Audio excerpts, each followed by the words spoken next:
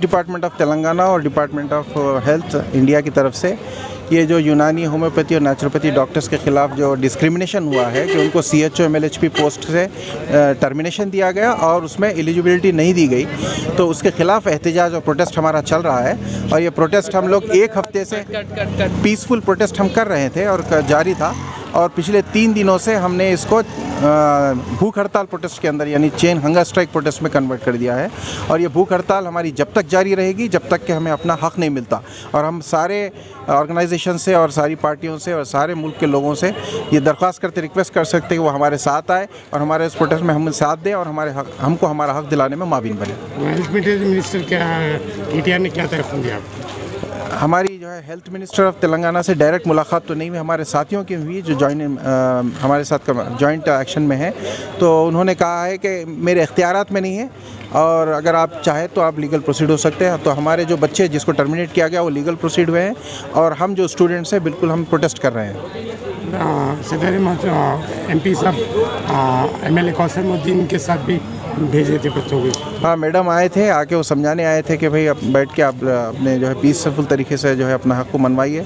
हम वही कर रहे हैं और जब तक हमें हक़ और इंसाफ नहीं मिलता हम ये जारी रखेंगे। पर PG स्कॉलर्स, UG स्टूडेंट्स और इंटर्न्स है गवर्नमेंट निज़ामिया तिब्बी कॉलेज से, और यहाँ पर मुसलसल 10 दिन से प्रोटेस्ट जारी है जैसा कि आप सब जानते हैं। और ये प्रोटेस्ट हम अपने ख़िलाफ़ होने वाली ये जो नाइंसाफ़ी है उसके लिए आवाज़ उठा रहे हैं हम लोग। और यहाँ पर मुसलसल 10 दिन से प्रोटेस्ट करने के बाद कोई नतीजा नहीं निकल रहा, इसीलिए हम लोग हंगर स्ट्राइक कॉल किए हैं 2 दिन पहले से। और इसमें कई सारे बच्चे मुतासिर हो रहे हैं और इनकी हेल्थ डिटेरियोरेट हो रही है। अब तक के कई सारे बच्चियों की हेल्थ ख़राब होने की वजह से कैजुअल्टी उस्मानिया में शिफ्ट किया गया उन लोग को, और उनकी तबीयत अभी वो लोग कैजुअल्टी में ही है अभी। अपने हैदराबाद में चल रही है या देश भर में कहीं? ये देखिए, जो पॉलिसी NHM की है वो हर स्टेट के लिए है, लेकिन यहाँ पर पॉलिसी तेलंगाना में इम्प्लीमेंट कर दी गई है, जिसकी वजह से तेलंगाना में सिर्फ आयुर्वेदा को इंक्लूड कर आयुष बॉडी में से सिर्फ आयुर्वेदा को लेकर बाकी सारे सिस्टम्स के साथ नाइंसाफ़ी हुई है। और इसी सिलसिले में आज हम लोग Harish Rao sir health minister साहब से भी मुलाकात किए हैं। मजलिस की तरफ से हमारे को काफ़ी ताउन मिला है और उनकी मदद की तरफ से हम लोग आज हेल्थ मिनिस्टर साहब से भी मिले हैं। और उनका ये कहना है कि मेरा ये पॉलिसी में कुछ भी अमल नहीं है, और जब पॉलिसी के गाइडलाइंस आए तो मैं इसको इम्प्लीमेंट कर दिया। लेकिन हमारा ये सवाल है कि 2021 में जब गाइडलाइंस आपके पास मौजूद थे उसके बावजूद आप कैसा रिक्रूटमें करें यूनानी का, और उतने सर्विसेज लेने के बाद फिर अब आप बोल रहे कि आप एलिजिबल नहीं है वो पोस्ट के लिए, बोल के आप सडन टर्मिनेशन जारी कर दिए 2022 में।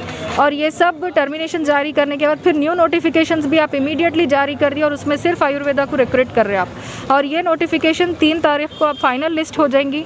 उससे पहले हम जाकर कोशिश करना चाह रहे हैं, 1700 पोस्ट है CHO MLHP के, और ये पोस्ट पे सिर्फ आयुर्वेदा को रिक्रूट किया जा रहा और बाकी सारे सिस्टम्स को नेगलेक्ट किया जा रहा।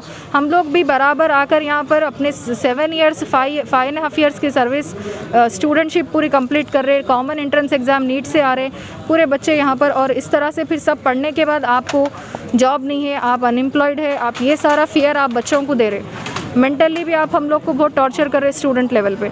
हम लोग यहाँ पर हंगर स्ट्राइक कॉल किए हैं। हरीश राव साहब बोलते हैं कि लीगल जाइए, लीगल कोर्ट से आ जाइए, मेरी भी हेल्प हो जाती। और हरीश राव सर ये भी बोले हम लोग को कि असद सर को ले लेके, असद ये member of parliament Asad sir, Asaduddin Owaisi को लेकर यूनियन जाइए, दिल्ली जाइए और वहाँ पर आप लोग वहाँ पर रिप्रेजेंटेशन दीजिए अपना। मैं कुछ नहीं कर सकता यहाँ पे स्टेट लेवल पे, मैं कुछ नहीं कर सकता, मैं सिर्फ गाइडलाइंस फॉलो कर रहा हूँ और फाइनेंशियल डिपार्टमेंट को मेरे को जवाब देना रहता, मैं आप लोगों की हेल्प नहीं कर सकता बोले आप।